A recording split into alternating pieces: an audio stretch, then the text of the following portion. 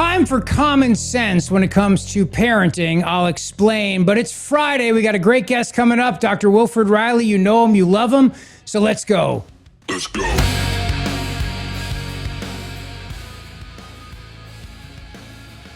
A Pennsylvania mom says the cops were called on her 4 different times for letting her kids be outside.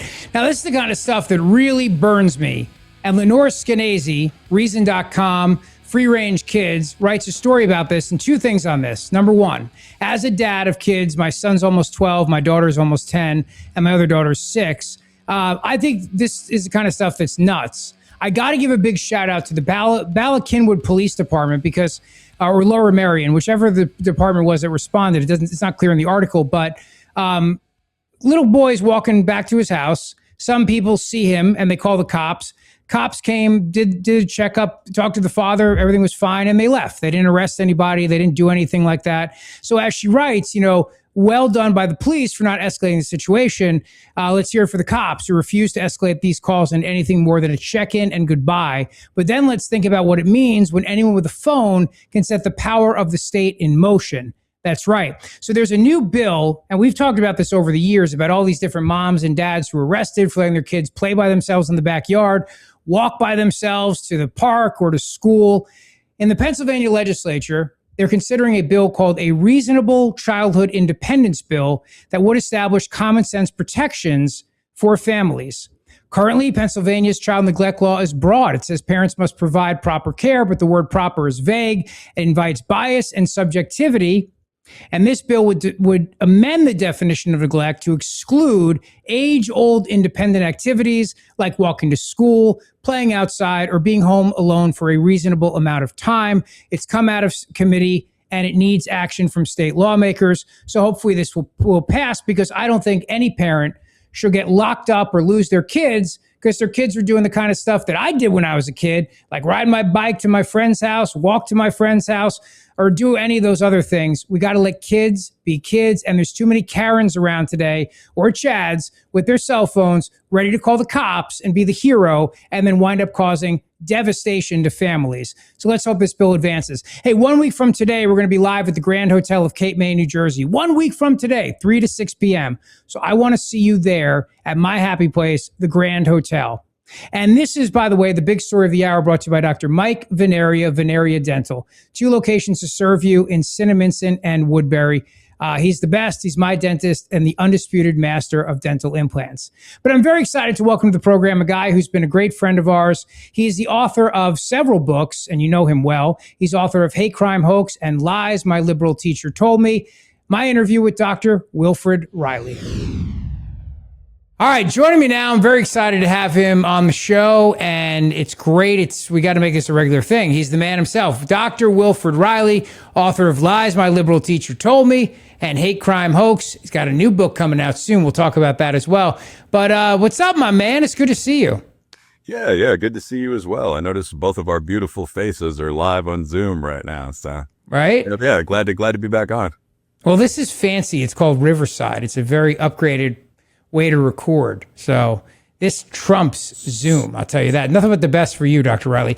I wanted to get you on to kind of do a deep dive on what's going on with socialism, okay, where it came from, and how we got here. Because a couple top line thoughts for everybody watching and listening on the podcast, which, by the way, has now hit the top charts on Apple for politics, Dr. Riley. So you're on a chart topper podcast right now. So good for you. And thanks for your help promoting it. So the questions that I keep getting over and over again is this a new phenomenon for the Democrat Party? That's the first question I get. The second question I get is, do you think this is a consequence of teachers teaching their kids that socialism and communism is cool, which just hasn't been tried right? And the third question I get is, and we'll go through the candidates. So why don't we start with those 2? Yeah, so I don't think socialism in left-leaning Western parties is a new phenomenon, actually. I mean, you've seen that with the Democrats before. You've seen that with the Greens. What you generally find with this stuff is that it moves in cycles, and you could really take that back to sort of Sacco and Vanzetti. But I mean, more recently, like in 1993, I think it was sophomore in high school. And my girlfriend and I went to see PCU, the movie that was roasting political correctness at the time. And this was when people were living in the woods to prevent the extermination of the spotted owl. And Bill Clinton put his wife, very luckily for those of us who vote GOP, but in charge of the national socialized healthcare effort. And I mean, generally what you see is that it gets beaten back. I mean, America is socialism to some extent is good for poor people. Capitalism is good for working class people on up. America actually does have social mobility to an extent where most people oppose socialism. So what you see is when you have these efforts, give up your doctor and go to the government healthcare creche in the USA as versus, say, Norway or even Portugal, people say no. So the fight's won. But the ideas never go away. I mean, there are only 10 or 12 human ideas, I would say. Like NRX, the edgy right-wing online stuff is just monarchy. Like Bullbug, to use his pen name, just wants a king. You know, socialism's another one of those. It goes back to, Jack Straw and the Peasant Revolt. There's so much land in the country. If we took the land from the warrior class and divided it up among ourselves, then everyone would have equal land. So this comes up, it's fought back, and then it comes up again.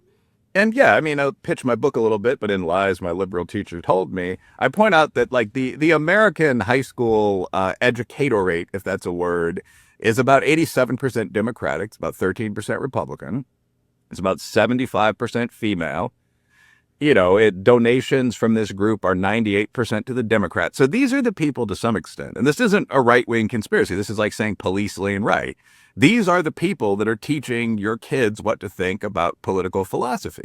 And they've been moving steadily left during this latest 30-year cycle, this latest turn of the ratchet. So I can't imagine that's not influencing political attitudes. And when we look, it seems to be, among young people who vote Democrat, socialism is much more popular than capitalism. It's a 56 to 38, I believe. So you see this, you see it coming. We knock it back. I think we'll knock it back again. Trump's done some good things there. Peak woke, most people would say, if you look at mentions of words like white supremacy in the New York Times or the WSJ on the other side of the aisle, those are down 60% maybe from the ultimate mark we reached after George Floyd. The problem for the right is that when there's a political win on an issue, we tend to go back to coaching youth football and, building the deck on the house. There's not really and I have no offense to anyone, Chris Rufo does good work, but there's not really an organized activist right in the way that there is on the left, where everyone in college has worked for a canvas organization. You have Environment America and the Fund for the Public Interest. I have myself. Right. So it basically comes up all the time, goes back. And not to interrupt, but on that point, Dr. Riley, the DSA, the Democrat Socialists of America, they are incredibly organized. They have chapters all around the country. They're going door to door. I mean, they are legitimately doing the grassroots thing.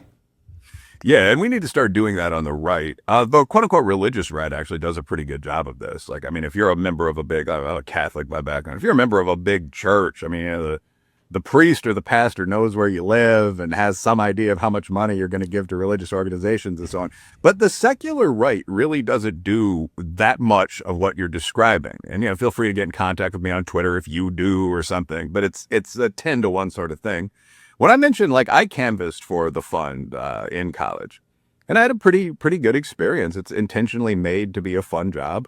And a lot of these groups are totally amoral. I mean, they'll canvass for anything from Ducks Unlimited on the center right to the Human Rights Campaign on the left. But when you do something like this, like we had an office on the south side of Chicago, we had probably 10 directors that would decide what these campaigns were going to be. There's a database full of information about everyone that's ever given. I mean, I assume that is now, we're talking 2010, that is now much more modernized. Like the clipboard that we had records whether you're actually walking as opposed to sitting around hitting on girls. It's just an incredibly mechanized system. And that goes across SEIU, the Service Employees Union. It goes across BLM, which famously used Facebook, Twitter, Telegram to organize events. So yeah, I think there's a great deal of organization there. DSA is extremely well known for this. And DSA right now is kind of trying to become the mainstream of the Democratic Party. That's their goal. All right, so it's fair to say that the Democrat Party has always given safe harbor to socialists and that we've ebbed and flowed. I mean, I would say Woodrow Wilson, FDR, LBJ, your point about Bill Clinton trying for universal health care, Obama gets you, I mean, Obamacare, I would say the biggest government program we've had in a long time. And then Biden ran as a moderate, but governed as a lefty. So, you know, it's like what we talk about all the time. I mean, the parties haven't changed. It's the same Democrat Party it's always been. And they've allowed the socialists in. They might have said to them, all right, be quiet and hang out in the corner. And they might have stopped them like they did Bernie in South Carolina in 2020. But they've never kicked them out. They've never said to them, you don't belong here. Even with as nutty as their ideas are, they've said, you're welcome here. Then they're doing it now. They're saying it's a big tent because they're worried about the grassroots. Because to the point you made earlier, the grassroots wants this. They want to see the establishment fall. And in some ways, I don't blame them because their chosen candidates, Joe Biden shoved out. Graham Plattner was their chosen candidate. He was shoved out too. So I understand. I think a lot of this is being fueled by that sense of like, you know, the DNC, Democratic National Committee, controls everything. We don't have a say anymore. Yeah, well, I think members of both parties often feel that the big boy, the big domes in Washington don't necessarily reflect what they want. So one thing I'll say that's a little heterodox for a guy on the right is that I think sometimes that's a good thing. I mean, if you go on Twitter, for example, or even Facebook, and you watch a guy whose profile picture is a Roman statue arguing passionately with a feminist whose profile picture is, let's say, a female organ, and dozens of people from other countries are in the comments, like you don't necessarily need to bring that to Washington.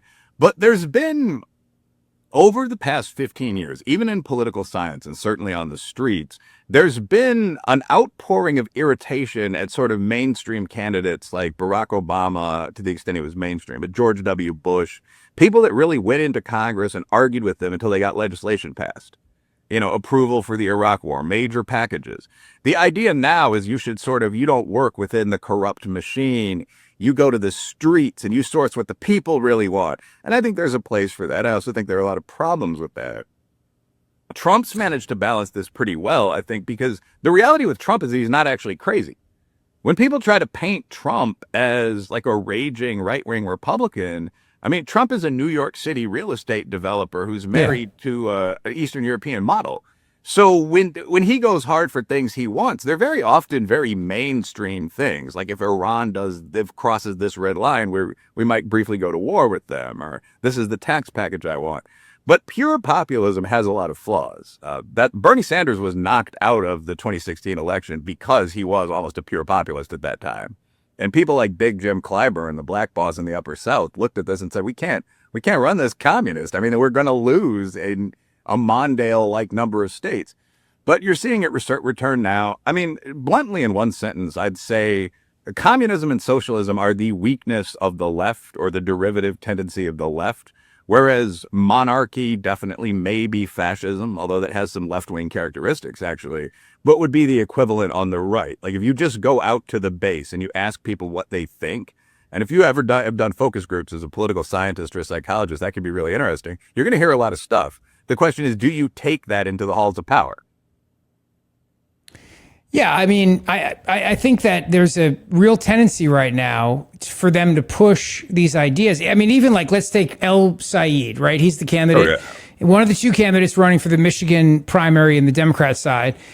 He says this week, he goes, I'm a capitalist. I'm not a socialist. However, he advocates for Medicare for all, wrote a book on it, actually, Dr. Riley, wrote a book called Medicare for All, A Citizen's Guide, which does not even come close to Lies My Liberal Teacher Told Me, your last book. And he advocates, he wants a wealth tax. He wants the government to oversee energy so that, you know, they'll get rid of fossil fuels. They'll have so-called green energy. The state will invest in all that stuff. How the hell is any of that even close to resembling capitalism? Well, it's not. One of the problems with arguing in politics, especially with leftists, is that people use words that don't mean anything, or that have a dozen different meanings. So you can jump. This is the Mott and Bailey technique that Weinstein famously called out, right? So if someone says, I'm a radical feminist, you can say, well, that sounds like a very bad philosophy. You oppose the nuclear family, Christianity, and the person will then immediately hide behind a gate and say, no, I oppose rape or something like that, real sexism. Because the word is extremely flexible in the vernacular, can mean anything. It's the same thing with socialism. I mean, Socialism, and this is a little wonky, but it's worth knowing. Socialism to a communist is the end game of communism. So in Marxist theory, the idea is that the leaders of what you could call the second class, the generals, the trade union folks, the best students, they take out the leaders of the first class, the nobility, the bankers, the business owners, the real boss men. And the second class takes over and starts dividing things. That's communism. Socialism is supposed to be the state after the leaders of the second class give up their class power and distribute everything. So in a communist society, you have every factory run by a collective of working men and their strong Rosie the Riveter wives. The problem with communism is that the actual end game has never happened. What's happened is that you gave the leaders of the out of power class all the stuff in society and they kept it. So like Russia under the USSR had a broader class range than we did. Like if you weren't a party man, you were a starving farmer. And within the party, you had the nomenclatura, the list of names that ran everything, that had dachas by the sea, while the ordinary guy, even if you weren't a starving farmer, was living in a walk-up tenement in Moscow. But anyway, socialism is like the dream state. And that's what leftists really mean by it. So when you talk about anything else, they'll just immediately default to, well, real socialism hasn't been tried. What about North Korea? Well, no, that's tyranny.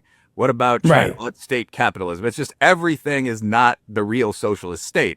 So when you talk about, kind of last sentence because I'm a rambling guy, but like when you talk about this guy, El Said, who said, well, my state welfare program for all young mothers is not socialism, we're just playing word games. Like I guarantee you, if you sat down for a beer with him or coffee, because I think he's observing, he would say, well, that's social democracy, right? Or that's Swedish socialism. Or it would just be, you're absolutely right, but it would just lead into this endless game of Scrabble. And that's how all of this works. Aren't you a feminist? No, I don't think I am. I'm a male businessman. Well, do you believe women should be able to vote? It's just semantics. And that's what they do. I mean, they deflect Dr. Wilfred Riley by using complicated words and trying to lead you down rabbit holes. Dr. Wilfred Riley's with me. Of course, author of Lies My Liberal Teacher Told Me and Hate Crime Hoax. He is a political science professor and a very successful businessman. The new venture, which is amazing, which is helping companies get out of woke so they can focus on making money. Tell us the name of it. Yeah, the new business is Unified Solutions America, and thanks for bringing that up. You can check us out at unifiedsolutionsamerica.com, UNIFIED. We're all at a level where we know how words work. If you go to unifiedsolutionsamerica.com, I mean, you can see all our white papers. We're breaking down how well DEI's actually worked. And that, by the way, is kind of the academic side, which is one of the pieces I and people like James Lindsay, Local Distance would bring there. There's a huge argument that DEI actually is productive. And the way that's usually argued is that you'll look at American companies and you'll say, do those that have a DEI division in place make more profit in a typical year than those that don't? And the answer is yeah, because the largest companies have the most money to waste on crap. So if you look at HR, if you look at ESG, SEL, it's going to be Starbucks all the way down. But you can do things like adjust for size. And I mean, I'm pretty good methodologist. All these guys are. Brooks Crenshaw is. And we found that if you do things like adjust for size or management style, you find the obvious, which is that everything but focusing on your business is a negative. So the goal of the consultancy is how can you get back to focusing on your business? And I mean, we offer three things. We can use trained AI tools to scrape your materials, get back to 2014, not technologically, but in terms of pronoun policies, so on. We could have myself, or I mentioned Lindsay. He's not one of our primary founders, but he's someone that would come in. Mel Chin, Jason Riley from the Wall Street Journal is on at least the advisory board. We can bring those people in. We can do a day-long seminar on what happened to you.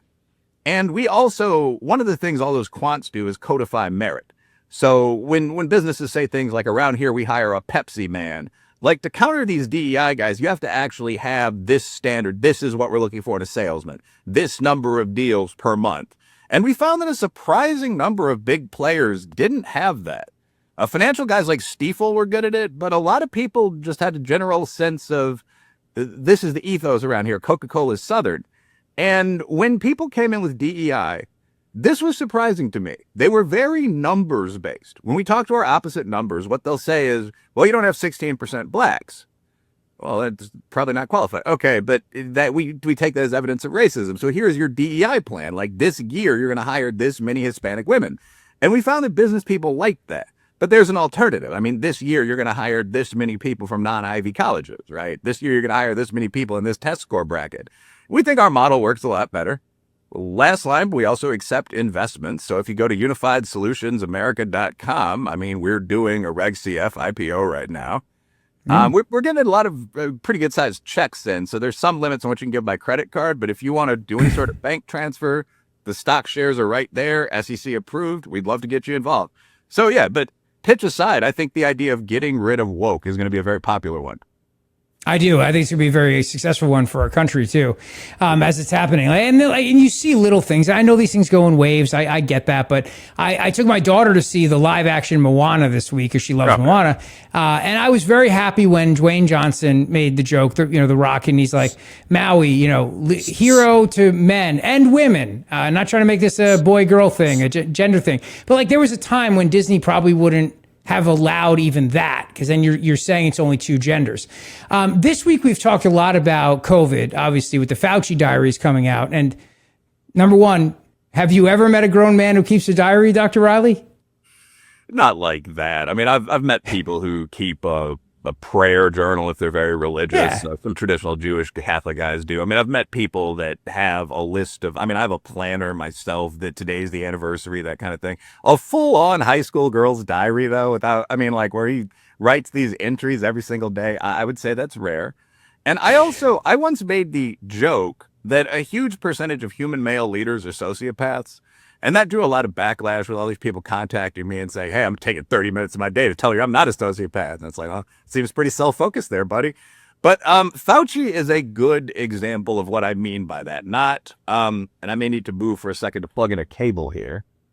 Well, while you do that, let me just mention that the whole thing with woke and why I'm bringing this up is because, and we played this, I believe, on Wednesday's show when he was in front of Congress.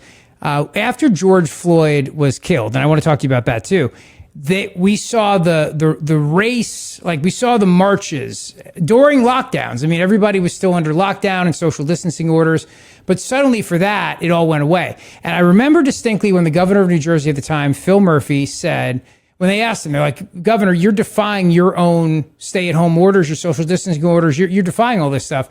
And he said, who am I to tell these people they cannot protest 400 years of systemic racism? And he was right there with them. They're all wearing masks, but the speakers at the various rallies weren't wearing masks. So I think that's one of the ways, like people around that time, May of 2020, saw that happen and they go, oh, these people are completely full of crap.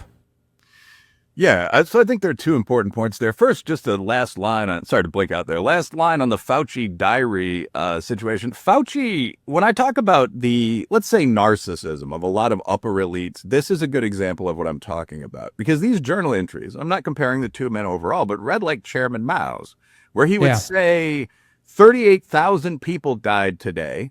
I'm doing my best to manage the crisis, but it's getting away from us. And then he would take an hour to write down this drivel about himself and his media coverage. So the entries said things like, and these are all quotes, front cover of InStyle magazine today, looked pretty good, had a cigar. And this went on. And Fauci may very well be a perfectly nice guy in person, but you really got the strong impression of this is someone who's thinking way too much about himself during this national health crisis. The one that sticks out to me that I didn't roast him too much online, and Rand Paul took care of that. But the one that I did put online that went pretty viral was Fauci saying, Kim Kardashian brought me into a great strategy call today with the following people. He remembers every person. He lists every person. And there are a couple doctors. But then you get into Mark Ruffalo, 2 Chainz, the rapper who does Birthday Girl. And all of these guys, and it goes down to the bottom, Khloe Kardashian. He knows every Kardashian. And this is very real. You can scroll over to my social media or really just to search these names and find this. And so you get this question of, is 2 Chainz having any influence on American health policy because Fauci wants to feel like a celebrity? Let's hope not. But like I've been in influencer calls and you get to give your opinions about what the company should do going forward. And I'm sure that happened there. So that's a bad look, as the kids would say. That's my take on that. Well said. And Mark Ruffalo, for people that don't know, he plays the Hulk. He's in the new Spider-Man movie, which just opened up, and he's an incredible actor and a nutbag when it comes to policy. So I'll just leave it. Yeah. I do love his acting. It's like Chris Evans too, who plays Captain America. He's phenomenal. My God, I don't think I could talk to the guy in real life for 2 minutes because he's so far out there. And a lot of these guys, they're not looking for conversation. They're just pure on advocacy. And people have to make a choice. Either you're going to lock that out and just enjoy their acting and enjoy the movies they're in. Some people won't watch movies. I disagree. I think it's a great employer. It's great for our economy. It's what we export around the world, and we do a good job of it. So I think it's important. But there's some people like, oh no, I won't go. I won't pay to see these people because of their politics, and they keep going. Yeah, I would agree with you. I'm not that committed. So when you're talking about things outside of like the 10 commandments, the reality is that humans make decisions based on incentives. Like, does B benefit exceed harm, H? And like, for me, the idea of getting away from, reading case briefs and doing Stata models to go to the movies with my fiance, that far outweighs my concern about the politics of the actors. And this would be true whether it's Gina Carano or Mark Ruffalo. Like, I really don't care. Yeah, I'm the same way. I don't care. That's healthy. We need to tell the audience to go live life. But I remember having this conversation with a girlfriend who identified as a member of like the ever expanding like LGBTQIA, et cetera community, which probably meant she's very technically bisexual or something. But she said that lucky you. I mean, it was an enjoyable relationship. But the point there wasn't like to complain or brag. It was just she wouldn't go to Chick-fil-A because they were homophobic. And we argued about this at least 3 times. And I won most of the arguments. But the comment was just, it's a chicken sandwich. Like, I really don't care about I'm on the right, but I don't really care about the politics of the guy 4 levels behind the making of the chicken sandwich. It has nothing to do with the fact it's a better chicken sandwich than like Burger King's or whatever, Popeyes. But the one point you made there that was very important was that the trust in experts, and as a technical expert, I've seen this negatively affect serious business consulting, so on, declined dramatically during COVID. And I think a lot of that was because of the constant obvious virtue signaling, where, I mean, you're absolutely right when you say they told us not to leave. No, in Kentucky, no one paid attention to this, but they told us not to leave our house for weeks, wear a mask, stand 8 feet apart from people. We put down those giant polymer stickers, and my college, they're still there. The union took up half of them and then didn't bother to do the other half. So you have these spots outside the bathroom, like 8 feet, 8 feet, 8 feet. We're doing all this, and then getting to the point when Floyd died, mass rioting was encouraged. Like, the nation's medical professionals, more than 2,000 of them, signed on to a letter that was published in Time and Newsweek that said racism is the real pandemic and encouraged people to go outside and protest and stand up for their rights.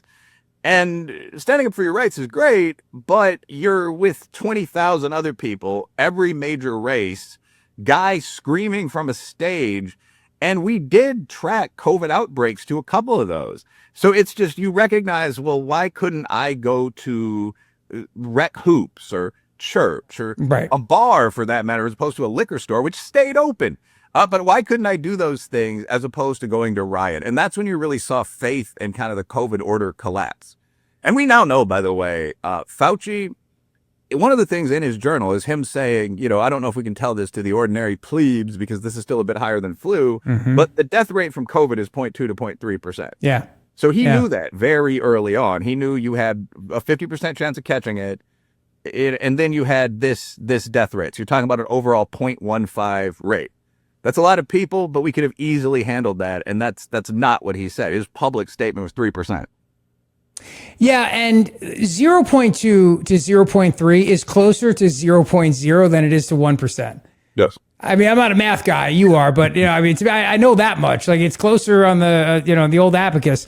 Yes, but if he had told everybody that was the death rate, 2 things would have occurred, in my opinion. Number 1, they would have stopped having him on TV, so that was unacceptable. But number 2, we could have actually looked at, well, where's that death rate going to occur? Like, I had that woman writes me a note the other day on Facebook, and she writes this whole thing accusing me of not believing there was a pandemic. I'm like, I believe there was a pandemic. My daughter was born during the pandemic, and we took it very, very seriously until the George Floyd riots started, because that was when I realized these people were full of crap. They don't mean any of this stuff. So, everybody let's all live our lives. But But the point, though, is that, when you look at all this and you could have said elderly people in nursing homes make up that 0.2 to 0.3%. People with coexisting morbidities, people who are overweight. Let's face it. Obesity was a great indicator of your chances of not surviving with COVID. And we could have focused on protecting them versus acting like everybody was the same from a kid, a little kid, on up to a healthy, strapping 20-year-old. We got to treat everybody the same. And as a consequence, we had the highest death rate of any country in the world. Yeah, although I would push back on that last part a little bit. That's what Kennedy said the other night. I don't know if it's true or not. But yeah, if they're talking about the Louisiana lion, he's just going after Fauci there. But I meant the other Kennedy, Bobby, the roadkill guy. Oh, okay. We got a lot of aggressive Kennedys. They're the political clan that's kind of flown under the radar. Like, yes, those guys are related actually, but which is kind of old money, right? Like, they don't advertise the name, you just see it, and they run for Senate anyway in both parties. But the point there, when people say, like, China, for example, is leading the world in COVID deaths throughout every one of the first weeks of the pandemic, and then she got tired of it and just said, look, we're either going to lock everyone in their apartment, which they actually did in some big cities, or we're just going to lie. Those are the reports that came out of China. And so China's been stable at like 100,000 dead from then till now.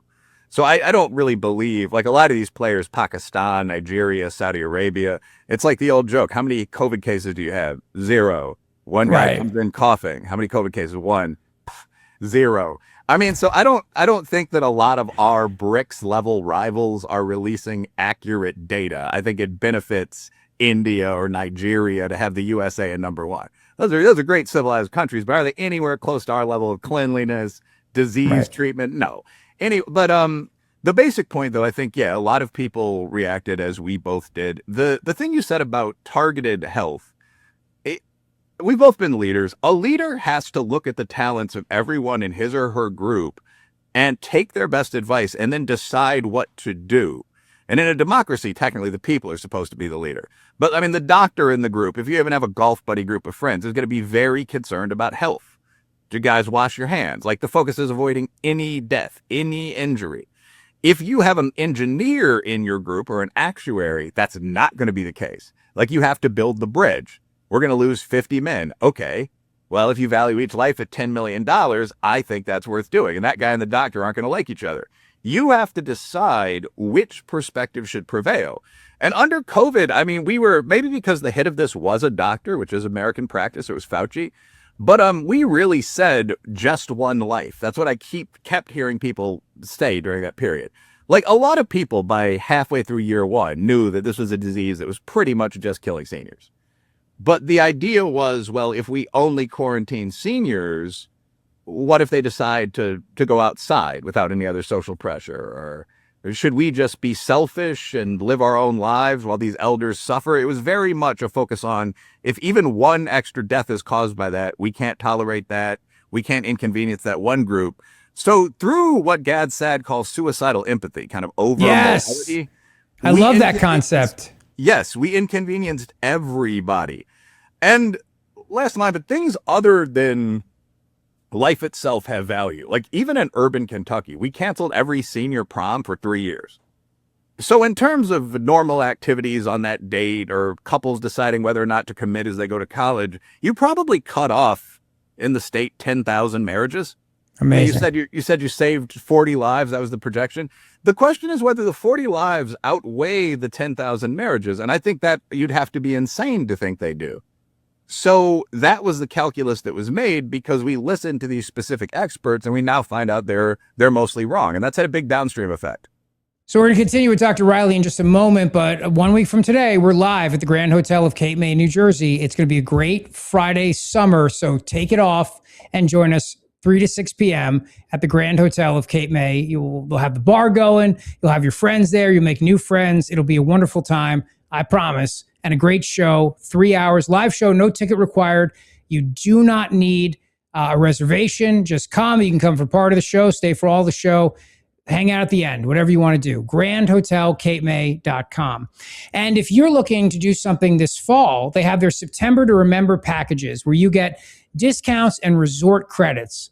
So you say 2 nights, you get a 10% discount. Say 3 nights or more, 10% discount and $55 a night in resort credits, which you can use at Hemingway's restaurant, the outdoor pool bar, beach concession stand. It's up to you. And you'll love Cape May in the fall. You're going to love it next Friday, I promise, but you're going to love it in the fall. The crowds are gone. The weather is perfect. And the deals at the Grand Hotel are just a September to remember. So go to grandhotelcapemay.com to make your reservation. And remember, the Grand Hotel is also the perfect place to host a wedding, baby shower, bridal shower, family reunion, corporate event, you name it. Just call my friend Caitlin. She will help you host the event of your dreams, the storybook wedding of your dreams right on the beach. grandhotelcapemay.com.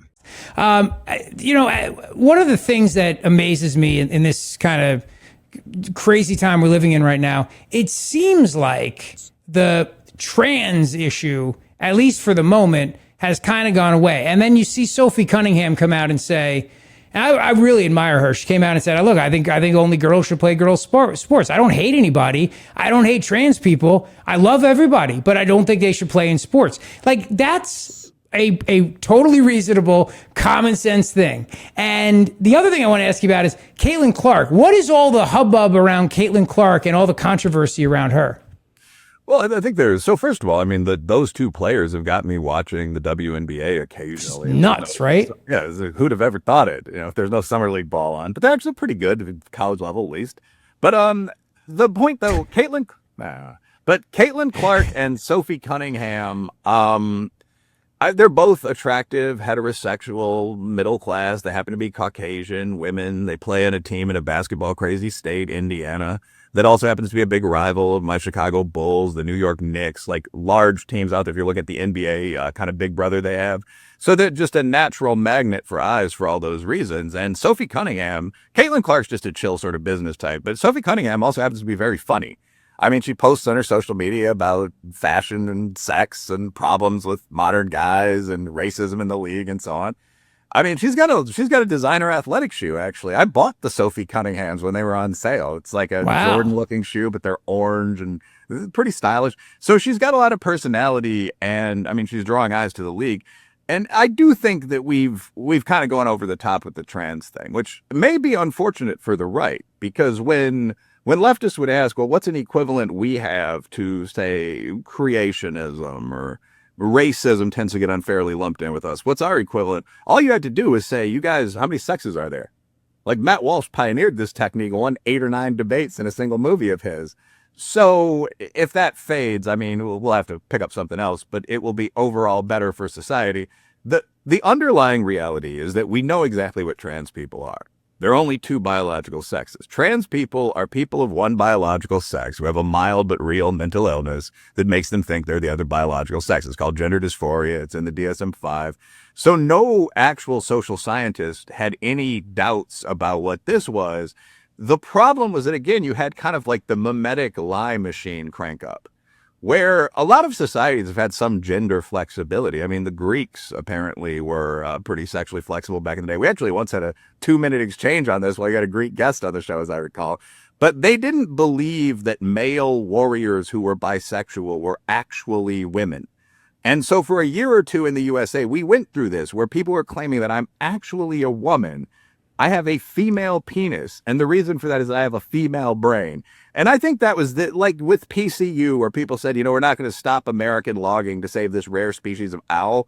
I think that people froze in the moment at this and said, no, I've known what a woman is since my sophomore year of high school, if not before, with my eyes. Like, I'm not going to go along with this. And that worked, and that's good to hear. Talk to me about data centers and where that political conflict is going to land, because, Dr. Riley, I hear from a lot of people who say we don't want these in our town. It's like the typical NIMBY thing, right? But at the same time, I completely understand the point of saying we don't want China to win the AI arms race. And in addition to that, the data centers, if they provide their own power, that's a good thing versus making consumers pay on the grid. So I'm all for those kind of I think very minor regulations. It's like, well, you want to do business, you got to, pay for putting the lights on. I think it's totally reasonable. Every business does. It's just a matter of who provides the power to do that. But there is a lot of pushback. But I don't know if that pushback is real or it's just like I see a clip on social media of people screaming at a town council meeting somewhere. Where do you see this landing on the left and the right? And then with midterms, is this going to be a factor at all? I think this is a horseshoe issue that's not going to have much of any impact in real electoral midterms between these real candidates we've got now, Susan Collins and whoever her opponent is in Maine. This is not going to be a very big issue. I do think when you get into like the libertarian, like might live in a cabin right, and I might have my hands in the wrong directions, but like the hippie left, you do get what's been legendarily called the horseshoe. And this is one of those issues. For me personally, my one sentence comment would be, if you hate data centers, you better not play any golf. You know, all these complaints, like they're using land, they're using water, they're taking farm acreage off the map. I mean, if you ever Google what percentage of American land is composed of golf courses and car dealerships combined, it's like 2%. You know, 7,000 stolen land, by the way. Yes, stolen from our honored Native American brothers who, as chapter 3 of my book says, spent all day dancing and making love. The wonderful people. We took everything from them. Never knew an angry word. But like the point there, though, when you talk about like, so for example, when all those Europeans like Freddie, the German, were in the USA bantering with like their US bro equivalents for the World Cup, Freddie at one point asked someone, how many of these Buc-ee's gas stations would it take to fill up Silesia, which is the largest province in Germany, I believe? And the answer is like 7,000. Like it was a measurable number because they took up such an area of land with the car wash and the famous acre parking lot and the store itself. So when you say a data center is a big building that uses a lot of energy, I think people have a problem with AI. I think a lot of my older relatives among both Black and Irish middle-class gentlemen, they don't seem to know what a data center is. They'll say things like, I don't want my data in that building. And it's just like, well, it's like an electrical grid. So when you take away those sort of objections, I don't see that there's a practical objection to just water and power use. I mean, that doesn't also apply to backyard swimming pools, many of the other luxuries we have here, modern computing complexes like the Facebook and Intel buildings, even before they got into AI. It's not something I'm worried about. It's something to keep an eye on. But as technology changes, you get positives and you get negatives. So, I mean, right now, if we move toward electric cars and Tesla really corners half that market, you're going to see less gasoline and CO2 emissions in the sky. So overall, water and the like is probably going to be cleaner than ever before, more available than ever before. But now you've got this new burden on the other side that has 60% of the same effect. As long as you keep those percentages in mind, I don't really care. I don't think that's going to be an election deciding issue. I don't either. It may on the local level, the very local level, town council races or county commissioner races or something like that. But I tend to agree with you on that point. I bring it up only because some members of Congress have started chirping about it, data center bans, but it seems like what the president is doing, which is to say, you got to bring your own power. You got to, if that means building a nuclear reactor, building a power plant, like we'll help you. We'll loan you money to do it, but you got to foot the bill. We're not paying for that, which I think is also smart. I know you got to run, but before you go, you have a new book coming out, don't you? Yeah, my new book is called Confidently Wrong, and apologies to HarperCollins. That's not over to you yet. That's almost completely written. But Confidently Wrong looks at the COVID phenomenon. Like, why are experts so often so wildly incorrect? And this isn't a one-off phenomenon with COVID. Like, we're on something like our 28th fake apocalypse since 1950. And you can list them out, like Y2K, the great Western heterosexual AIDS epidemic that panicked everyone in high school and early in college. And by the way, Fauci said everybody would get AIDS in the house. Everybody, he was fear mongering even back then. Yeah, he also said that about bird flu. He also said that about mad cow. His staffer said that about monkeypox. Those are all in the book. But this has gone on and on. I mean, we've gone through, as someone who invests, I'd say peak oils 1 through 8. There was the Club of Rome where like the smartest men in the world figured out we were all going to run out of resources and die, but they forgot to adjust for mining. That's a real thing that happened. Y2K, why can't we just fix the computer chips? Well, that's very risky. We actually, in every major country, just went in and fixed them. You can't have the planes falling out of the sky. Same with chlorofluorocarbons. The ozone around the world was going to melt because of what your mom used in her hairspray. What we did was just change the hairspray, RIP the 1980s big hair. Killer bees and the great northerly migration, right? All these predatory animals from Mexico and Latin America. We're going to start. Oh, right. Killer bees. I forgot about them. Yeah, killer bees, but also jaguars, armadillos. I don't see what the danger there. Oh, they carry rabies or something. But there's a whole projection. There are books about this. Like these things were going to cross the Darien Gap and they were going to come here. We were all going to die. Acid rain. We were all going to die. We modified what we released into the sky by 5%. So the question is, why do we keep seeing this happen? There's a theory I present in the book, which is that without going too blah, blah, blah, in an academic paper, there's usually like the real projection, what's going to happen, Trump or Jeb Bush or whatever, going to win the election. Then there's the worst case crazy scenario projection, America stops having elections. And then there's the best case scenario projection, which in this case would be pretty similar to the most likely. And generally, when I ran this through a data model, what we find is that reporters tend to seize on the worst case scenario projection whenever someone announces a new paper and absolutely panic. And so by that point, you've heard the scientists and the reporters sound like they're panicking. So ordinary people and even politicians feel that they should panic. And so you get this sequence, this game of telephone, where at the end you have something like AOC, Alexandria Ocasio-Cortez, saying the world has 12 years left. No, that comes from a paper that said in the worst case scenario, if we don't mitigate climate change, in 12 years, we won't be able to avoid the planet increasing in temperature by 1 degree. So like in their worst case scenario, there's a 1 degree increase in the amount of time she gave, and that becomes the world ends. So the inspiration for this was that when I worked on sales of trading floors, it struck me that we didn't use academic or think tank predictions at all to focus on where we should be lead generating, to influence investments. They were viewed as worthless. Like people would bring in the Times or the Tribune and say, look, now you're not supposed to drink red wine and eat green vegetables. Last week you were. And everyone would laugh about it and take that home to show their wife or whatever. But the predictions that were supposed to guide society were all crap. And I became curious about why that was. Why there are entire fields like business, of course, religion, but investment, where you can simply ignore everything the experts say. That sounds like a failure on the part of the experts. So I wrote a book about it. Excellent. Well, we'll look forward to it. And Dr. Wilfred Riley will talk to you again August 7th from the Grand Hotel of Cape May, New Jersey, 3 to 6 p.m. And you are invited. So please mark your calendar. You deserve a summer Friday. It's good for you. I don't care what the experts say. I think it's good for you. So come down Friday, August 7th. And Dr. Riley, give us your handle on social before you go. Yeah, so the easiest way to find me is just to Google Wilfred Riley. It's Wilfred. But my Twitter handle is at Will, WIL_DA_beast, BEAST 630. So it's Will the Beast 630. It's just something I haven't changed since I got on social media. I used to be a Facebook hitter, but you can look me up over there. Hope to see you. All right, buddy. Thank you so much. We'll talk soon.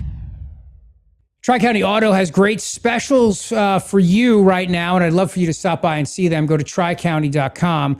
Amazing specials on Jeeps and Toyotas, and we're customers. We bought our Toyota Sienna minivan. Yeah, minivans are awesome, and we're going to be loading them up a week from today to go down to Cape May. The whole family's coming, so minivans are great, and they're made in America. The Toyota Siennas are made in the U.S. of A. So are the Jeeps they have at Tri-County, Chrysler, Dodge, Jeep, and Ram. Dodge, Ram vehicles made in the USA. And the specials are phenomenal. Specials on leases, specials on buys. They even have certified pre-owned cars available as well. And you'll love the treatment. Most importantly, you'll love supporting a great family-run dealership. Brian and Cheryl Krieger are great friends of mine. I met them because they supported the Travis Manion Foundation, even donating a Jeep to the Travis Manion Foundation for the use of all their programs. They'll take great care of you. You'll have an incredible selection, and they're easy to get to off of 422 in Limerick, easy to get to from the main line, Exton, King of Prussia, Collegeville, Jersey, Philly, you name it, tricounty.com, tricounty.com. And as we continue along here on this Friday edition, since it's Friday and I'm kind of politicked out, I saw this story about AI umpires. Jared, you had something you wanted to say on this topic. Artificial intelligence umpires in baseball. I mean, come on, man. I'm all for it. I'm all for the robots. You're all for it. Interesting. I'm all for the robots. Okay, two things. So this story is about, it was a South Korea team where they were looking at how well the umpire does. But there was a different story. So let me back up. The minor league baseball started using started using robot umpires, and they found that it's a little bit like it's not calling the pitches, but if the coach or the manager's like, hey, that sucks, they double check it with the robot umpire, right? So it's like, where there was always a second, the line, whatever, like strike. Yeah. You're like, was that a strike? And the guy's like, yeah, it's a strike. F off. Now it's a robot umpire. I hate AI. I hate robots. I hate all of it. They found that the robot strike, pitch, whatever you call it, depending on how old the umpire is the older that the umpire is, the more accurate the less accurate they are. So that they get the calls right, 90% of the time when they're in their 40s. When they're in their 50s, it's a little less. When an umpire is 60 and later 60s, they're wrong even more often. So it has shown us that this thing is broken. This thing is broken. And like the idea that we ever thought that a 62-year-old umpire would be as good at calling pitches as a 45-year-old umpire is insane. Like there's a reason that the athletes don't play into their 50s, right? Like you're better at certain things. And I am 100% all for us getting things into sports that take out your ability to complain about it afterwards. No way, because Yes, part of the joy. No, because part of the joy is human error. And then yelling about the bad calls and yelling at the ump and, you suck, get glasses, ref, that's a part of sports. It's a part of baseball. Kind of. However, I think that in a normal course of I will agree with you, in a course of a season, I like a little bit of like, oh, you're blind, you need a pair of glasses. That's great. When you're talking about games that matter, and I thought that the World Cup did a phenomenal job of having, the World Cup used to just be filled with terrible calls. And there's still a few where they've got their own system. It makes it so much more enjoyable that when it matters, so when you're doing playoffs, when you're doing all these things, if you have the ability, you can't have the ability, I don't want to slow down the speed of the game. Baseball's already the slowest effing game they play. I know, but that's where the drama comes in. A bad call, right?